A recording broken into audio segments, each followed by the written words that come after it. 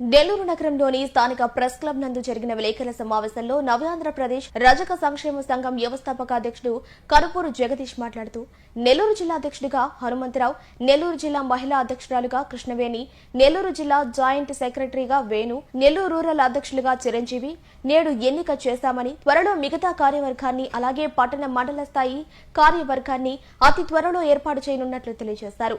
గత ఎన్నికల సమయంలో చంద్రబాబు నాయుడు రజకులకు చాలా వాగ్దానాలు చేశారని, వాటిని నెరవేర్చాలని డిమాండ్ చేశారు. ఈ కార్యక్రమంలో నవ్యాంధ్రప్రదేశ్ రజక సంక్షేమ సంఘం నాయకులు పాల్గొన్నారు.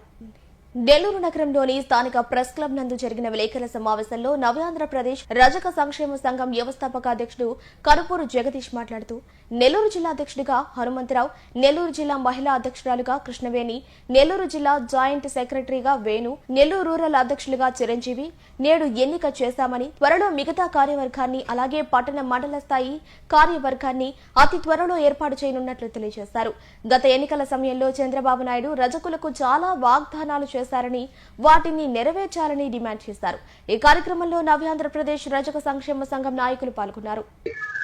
ఎక్కడ కూడా రజకులకు ఇబ్బందులు జరుగుతున్నా, దాడులు జరుగుతున్నా, సమస్యలు ఉన్నా కూడా ఎక్కడ ఏ సంఘం కూడా పనిచేయడం లేదు.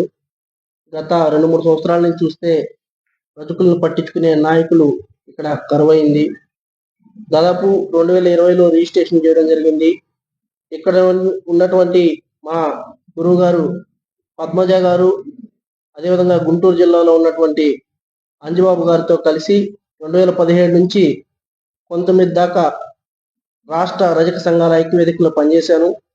అనంతరం 2020లో సొంతంగా నవ్యాంధ్రప్రదేశ్ రజక సంక్షేమ సంఘాన్ని స్థాపించాను.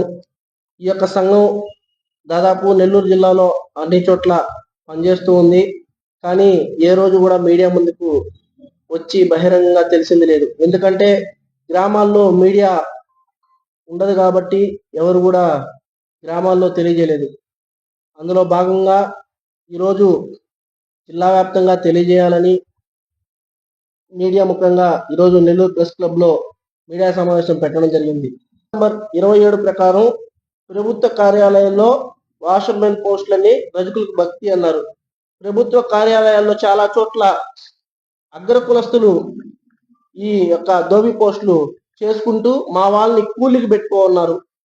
అంటే మా వాళ్ళు బానిసలుగా వాళ్ళ కింద బతకాలే తప్ప మా వాళ్ళు సొంతంగా వాళ్ళకంటూ దోబి పోస్టులు ఇచ్చి వాళ్ళని ముందుకు తీసుకొచ్చే ఆలోచన ఈ ప్రభుత్వానికి లేదు. టీటీడీ దేవస్థానాల్లో, ఆసుపత్రుల్లో, ప్రభుత్వ ఆసుపత్రుల్లో బట్టలు ఉతికే కాంట్రాక్టులు రజకులకే అన్నాడు. టీటీడీలో రజకులు ఒక్కరు కూడా లేరు. ఆ బట్టలు ఉతికే పోస్టు రజకులకి ఇవ్వలేదు. ఆ బట్టలు ఉతికే దేవుడి బట్టలు ఉతికే పోస్టు, ప్రభుత్వ ఆసుపత్రిలో బట్టలు ఉతికే పోస్టు లోన్లు ఇస్తున్నారని చెప్పి, ఇసిరిపెట్టి లోన్లు ఇస్తున్నారని చెప్పి వాళ్ళు పెట్టుకున్నారు, అప్లై చేసుకున్నారు. వాళ్ళకి 60 సంవత్సరాలు వచ్చే నీకు రాదని అంటే వాళ్ళు ఏం చేయాలి? 60 సంవత్సరాలు కూడా వాళ్ళు చేసుకుంటున్నారు కదా, పని బతకాలి కదా.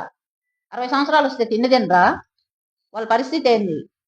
వాళ్ళ పిల్లలు ఉంటే వాళ్ళ పాటికి వాళ్ళ పెళ్ళిళ్ళు అయిపోయినా వెళ్ళిపోయారు. వాళ్ళు చేయాలంటే ఎలా? వాళ్ళకి ఏంది ఆధారం? వాళ్ళకంటూ ఇప్పుడు ఆయనకి 2 కిడ్నీలు పాడైపోయినాయి. వాళ్ళ తల్లికి పెన్షన్ వస్తుందని అతనికి పెన్షన్కి పోతే నీకు రాదయ్యా, మీ అమ్మకు వస్తుంది కదా నీకు రాదన్నారు. భార్యకి హెల్త్ బాగాలేదు, ఆమెకి ఎన్నెముక అరిగిపోయింది.